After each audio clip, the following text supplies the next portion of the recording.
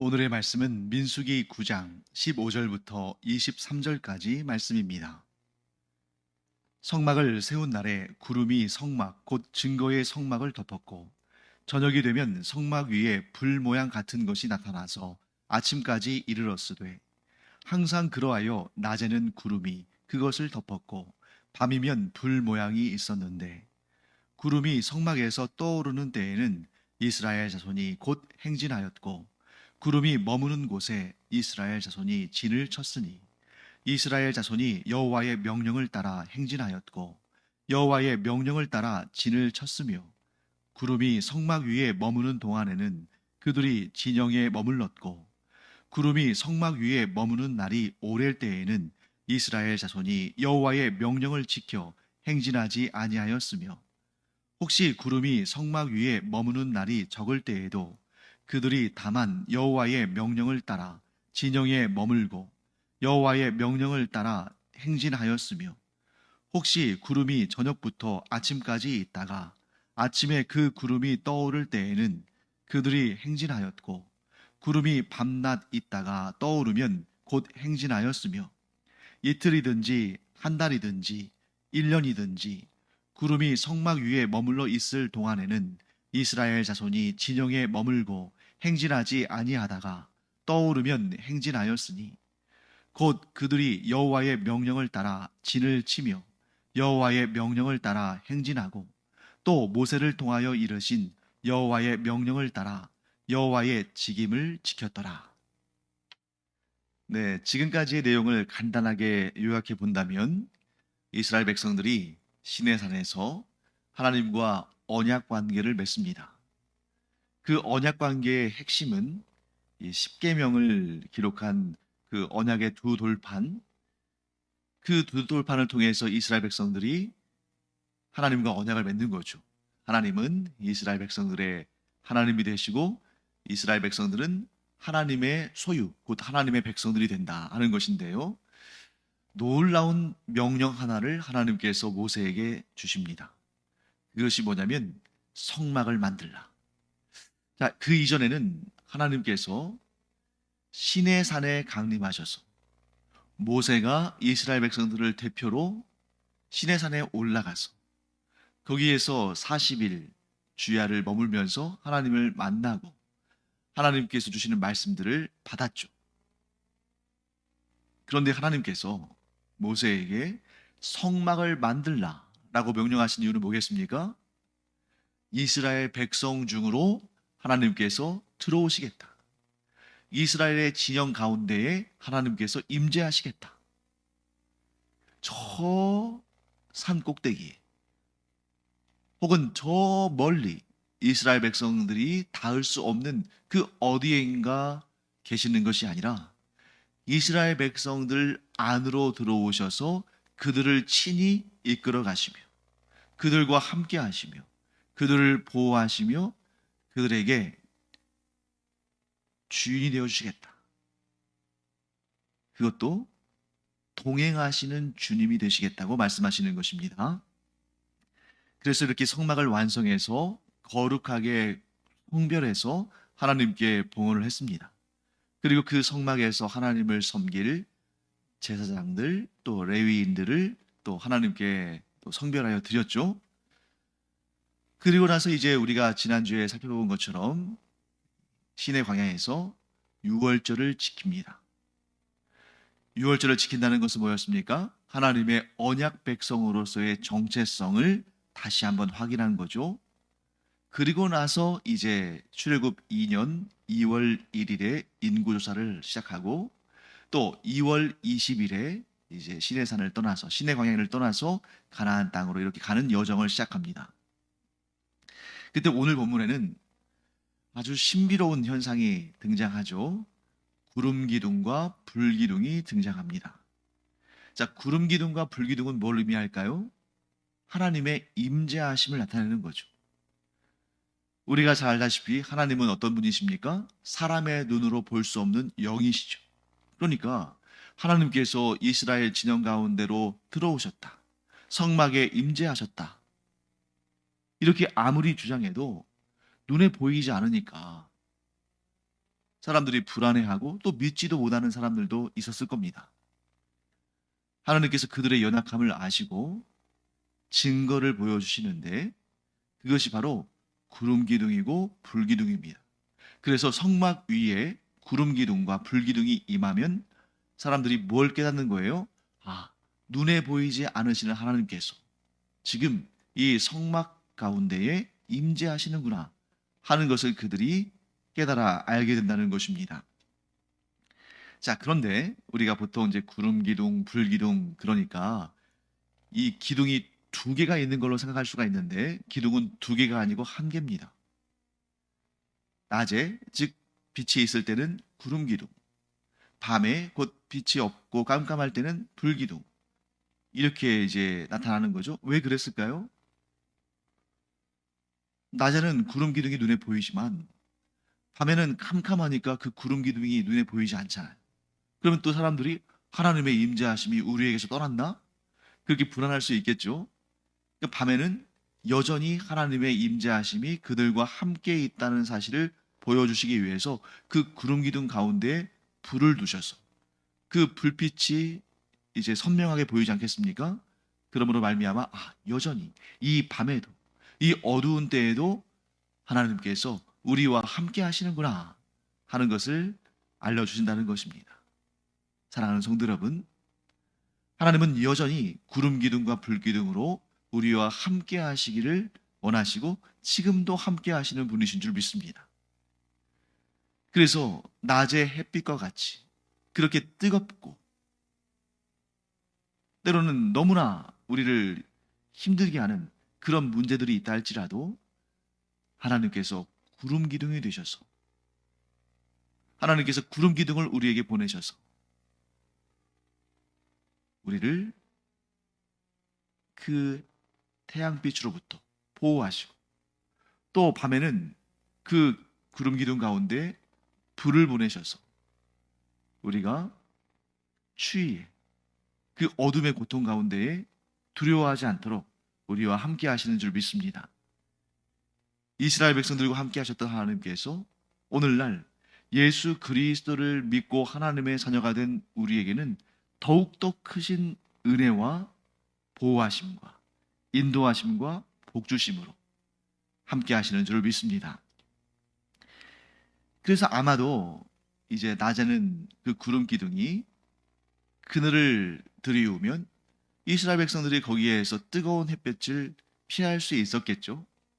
또 밤에는 우리가 잘 알다시피 이 광야는 거의 사막과 같은 환경인데 그러다 보니까 이제 일교차가 아주 극심하잖아요. 낮에는 너무 덥고 힘든데 밤에는 또 너무 춥고 그래서 힘들 수 있죠. 그때 그 불로부터 나오는 열이 그들의 몸을 녹여주지 않았을까. 자, 이것은 이제 저의 추측이고 그런데 성경에서는 그런 내용은 나오지 않습니다. 하지만 이 구름 기둥과 불 기둥의 용도가 무엇인가? 그 구름 기둥과 불 기둥이 하는 일이 무엇인가 하는 것을 정확하게 오늘 본문이 말씀하시죠. 구름 기둥과 불 기둥의 정확한 역할은 이스라엘 백성들이 언제 행진을 시작해야 되고 또 언제 그 행진을 멈춰야 할 것인지를 알려주는 역할입니다. 그래서 이 구름 기둥이 성막에서 떠올라서 이동하기 시작하면 이스라엘 백성들은 그 구름 기둥을 따라서 이동해야 되는 거예요. 또 그 구름 기둥이 멈춰 서면 이스라엘 백성들은 그곳에 또 성막을 설치하고 주변에 자신들의 장막을 설치하고 그곳에 머물러야 됩니다. 오늘 본문의 내용을 보면 어떤 경우에는 하루 만에도 이 구름 기둥이 이동한 때가 있었고 또 어떤 경우는 1년이 다 되도록 그 구름 기둥이 멈춰 서 있었던 때가 있었던 것 같아요. 이 오늘 본문의 내용을 보면 자, 하루 만에 이동을 해야 한다고 생각해 보세요. 그러니까 어제 구름 기둥이 멈춰서 거기에 다 이렇게 성막도 설치하고 그 성막 주변으로 해서 각자 지파별로 자신들이 이제 숙식을 할 그러한 천막들을 다 설치했습니다. 그리고 나서 이제 하룻밤을 지내고 그 다음 날이 됐는데 구름 기둥이 또 이동을 시작하는 거예요. 얼마나 성가셨을까요? 귀찮지 않았겠습니까? 이렇게 여러분 이사를 해보시면 아시겠습니다만 이동한다는 게 삶에 필요한 도구들을 가지고 이동한다는 게 그렇게 쉬운 일이 아니잖아요. 그러니까 이런저런 짐들도 싸고 또 자신들이 머물렀던 장막도 싸고 또 레위인들은 또 성막을 또 다 해체하고 또 그런 기물들을 다 포장하고 또 그것을 또 이동하고 해야 되는데 얼마나 그게 쉽지 않은 일이겠습니까? 근데 하루 만에 그러면 얼마나 또 그 원망과 불평이 많겠어요. 또 어떤 경우는 1년 동안 그 자리에 머문 적이 있다는 거죠. 그러면 생각해 보십시오. 딱 예를 들면 2023년 5월 1일부터 2024년 4월 30일까지 1년 동안 이 자리에 머물겠다라고 딱 하나님께서 말씀하시면 그냥 마음 편하게 있으면 되잖아요. 그냥 1년간 우리가 여기 있구나. 이번에는 좀 오래 있으니까 좀 우리가 여유 있게 있자. 이럴 수 있을 텐데 하나님께서 언제 그 구름 기둥이 이동할지를 말씀하지 않으십니다. 그러니까 오늘 당장 이동할 수도 있고 아니면 일주일 후, 한 달 후, 1년 후 언제일지 몰라요. 그러니까 매일매일이 긴장 상태일 수 있겠죠. 언제든 구름 기둥이 움직이면 이동해야 되니까. 하나님께서 무엇을 가르치시기 위해서 그렇게 하셨을까요? 바로 하나님을 향한 절대적인 순종입니다. 구름 기둥이 움직이면 하루만이라도 구름 기둥이 움직이면 이동해야 돼요.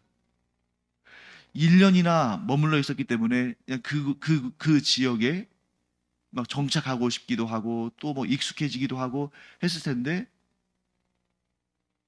또 부랴부랴 또 짐을 챙겨서 이동해야 되는. 그러니까 하나님에 대한 절대적인 순종이 없으면 이 모든 순간 하루 만에 움직이든 1년 만에 움직이든 구름 기둥이 움직이는 것이 너무 싫고 귀찮고 성가시고 그러면서 원망과 불평이 나왔을 거예요. 하루 만에 움직일 때는 쉬지도 못했는데 어떻게 하루 만에 이동하라고 하시는가? 또 1년 만에 이동할 때는 이제 조금 우리가 여기 적응해서 좀 살만한데 왜 또 이동하라고 하시는가? 그러니까 모든 상황, 그것이 하루든 한 달이든 1년이든 10년이든 원망과 불평만 나오겠죠. 그런데 하나님의 뜻에 절대적으로 순종하는 자들은 그런 원망과 불평이 아니라 하나님의 뜻이 있겠지. 우리가 하루 만에 이동해야 되는 그런 하나님의 뜻이 분명히 있을 거야. 우리가 1년 만에 이동해야 되는 그 하나님의 뜻이 분명히 있어. 내가 하나님의 뜻에 순종해야만 살 수 있어. 하나님의 뜻에 순종하지 않으면 나에게 큰 재앙이 닥쳐오는데 내가 스스로 그 재앙을 막을 수가 없어. 이렇게 하나님의 뜻을 신뢰하고 하나님을 믿음으로 말미암아 절대적인 순종을 하는 자만이 그 광야 생활을 해나갈 수 있다는 거죠. 자, 이러한 상황을 우리의 삶에 한번 적용해 보겠습니다. 여러분과 저는 광야에서 유랑하던 이스라엘 사람들과 똑같은 상황에 있습니다. 어떤 분은 이렇게 반문하시겠죠?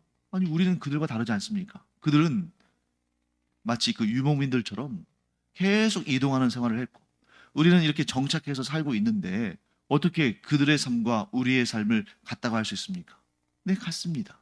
왜냐하면 그들이나 우리나 언제 떠나야 할지 알지 못한다는 거죠. 이스라엘 백성들이 구름 기둥이 움직이면 그 자리를 떠나야 했던 것처럼 우리가 언제 하나님의 부르심을 받고 이 세상을 떠날지 우리는 알 수가 없어요. 우리는 모릅니다. 그렇기 때문에 하나님의 백성들, 하나님의 자녀들은 비록 몇십 년씩 한 곳에 정착하여 살고 있다 할지라도 나그네의 삶이다.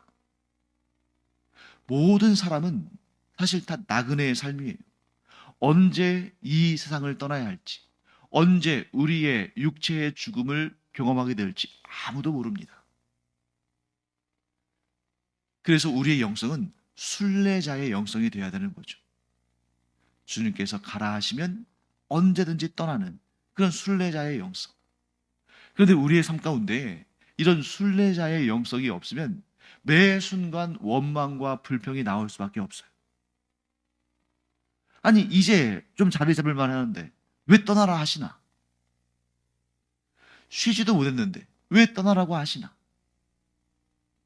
반대로 이런 삶이 너무 지긋지긋한데, 너무 고통스러운데 왜 계속 이 상태에 나를 방치해 두시나? 우리의 삶의 모든 순간 이런 원망과 불평이 나올 수 있다는 거죠. 하지만 우리가 순례자의 영성, 곧 하나님께서 뜻하신 대로 내가 움직인다는, 이동한다는, 나아간다는 그런 순례자의 영성, 하나님의 때에 하나님의 인도하심을 받아 하나님께 순종함으로 나는 언제든 떠날 준비를 한다 하는 그런 순례자의 영성을 가진 자만이 그의 삶의 모든 순간이 원망과 불평이 아니라 내 삶의 모든 순간순간이 하나님의 인도하심과 보호하심과 하나님의 뜻 가운데 있다 하는 것을 고백하게 된다는 거죠. 곧 그런 인생을, 즉 그런 순례자의 인생을 사는 자만이 하나님의 놀라우신 역사를 경험하고 하나님의 구원의 은총을 경험하게 된다 하는 것을 우리는 꼭 알아야 됩니다. 자, 그런데 우리의 삶에 번민이 있고 슬픔이 있고 고통이 있는 것, 우리의 삶에 만족이 없고 감사가 없고 불평과 원망이 있는 것, 무엇 때문일까요? 이 나그네라는 삶의 정체성, 우리의 삶이 나그네의 삶이라는 이 정체성을 버리고 이 세상의 것들에 집착하고 이 세상의 것들을 욕심내고 그것들과 영원히 살 것처럼 그렇게 생각하기 때문에 고통과 번민과 슬픔과 문제들이 발생하는 것입니다. 그런데 여러분, 우리를 힘들게 했던 것들을 한번 생각해 보세요. 우리가 거기에 대해서 마음을 두지 않았다면 힘들 일이 없어요.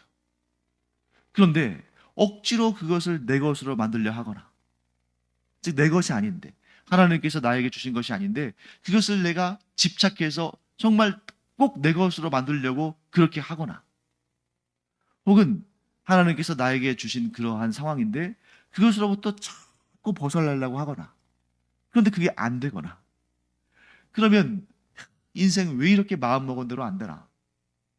왜 이런 문제가 내 삶에서 계속 발생하나? 왜 하나님은 이 고통스러운 것을 걷어가지 않으시는가? 그런 불평과 원망으로 평생을 살 수 있는 거 아니겠습니까? 우리의 삶을 바라보는 우리의 시각이 바뀌어야 됩니다. 어떻게 해요? 나는 나그네의 삶을 살고 있고 내가 언제 이 세상을 떠날지, 내가 언제 육체의 죽음을 맞이할지 나는 알지 못하고, 그러므로 그 모든 순간마다 나를 인도하시고 나를 지켜주시고 나와 함께 하시며 나를 가장 좋게 하실 그 하나님의 뜻을 따라 이동하라 하시면 이동하고, 버리라 하시면 버리고, 취하라 하시면 취하고, 머물라 하시면 머무는 그런 하나님의 절대 주권을 따르는 삶을 살아야만 우리의 삶이 진정한 평강을 누리고 은혜와 복을 누리게 된다 하는 것을 꼭 기억하기 바랍니다. 하나님께서 가라 하시는데 가지 않는다면, 하나님께서 멈추라 하시는데 멈추지 않고 계속한다면, 하나님께서 나에게 주신 것에 감사하지 않는다면, 하나님께서 나에게 주시지 않은 것을 욕심낸다면 고통밖에는 우리에게 주어지는 것이 없습니다. 고통을 누릴 수밖에 없죠. 고통을 경험할 수밖에 없습니다. 하지만 나의 욕심은 분명히 있지만 나의 욕심을 내려놓고 하나님의 인도하심에 순종하고 하나님의 명령대로 행하면 반드시 가장 좋게 하시는 하나님의 놀라우신 역사를 경험하게 될 줄 믿습니다. 그리고 오늘 본문의 마지막 구절, 아주 중요한 구절인데요. 우리 함께 보겠습니다. 23절 말씀입니다. 제가 읽어보겠습니다. 곧 그들이 여호와의 명령을 따라 진을 치며 여호와의 명령을 따라 행진하고 또 모세를 통하여 이르신 여호와의 명령을 따라 여호와의 직임을 지켰더라. 자, 이 구절이 우리가 살아야 할 삶의 방향성을 우리에게 정확히 알려줍니다. 하나님의 백성들, 하나님의 자녀들이 어떠한 삶을 이 세상에서 살아야 되는지를 우리에게 정확하게 보여주고 있죠. 첫째, 우리가 지금까지 말한 내용입니다. 우리는 여호와의 명령을 따라 때로는 진을 치기도 하고 때로는 진을 거두기도 하고 때로는 머물기도 하고 때로는 이동하기도 해야 되는 그런 나그네들이다. 순례자들이다. 그런 나그네가 하나님의 인도하심에 순종하지 않으면 그것은 죽음을 자초하는 일이다. 여러분, 그 광야, 메마른 광야를 우리가 걸어가는데 내가 그 방향을 결정한다니, 내가 키를 쥐고 있다니, 내가 그 여정의 인도자가 된다면 어떻게 될까요? 분명 그 넓은 광야 어딘가에 쓰러져 죽게 될 겁니다. 하지만 모든 것을 아시는 하나님, 우리의 과거와 현재와 미래뿐만 아니라 우리를 둘러싼 모든 환경과 모든 상황을 아시는 하나님께서 우리를 인도하실 때에 그 인도하심에 순종해야만 살 수 있다. 오지에 갔는데 그 오지를 잘 알고 있는 가이드를 놓치면 얼마나 불안하고 두렵겠습니까? 거기에다가 생명을 잃을 수도 있겠죠. 사람 가이드도 그렇게 중요한데 우리 인생의 가이드, 아니 영원한 가이드이신 하나님의 인도하심을 놓치면 안 되는 것입니다. 하나님의 인도하심에 순종하는 삶을 살라 하는 것을 보게 되는 거죠. 두 번째, 그런 나그네의 삶을 살지만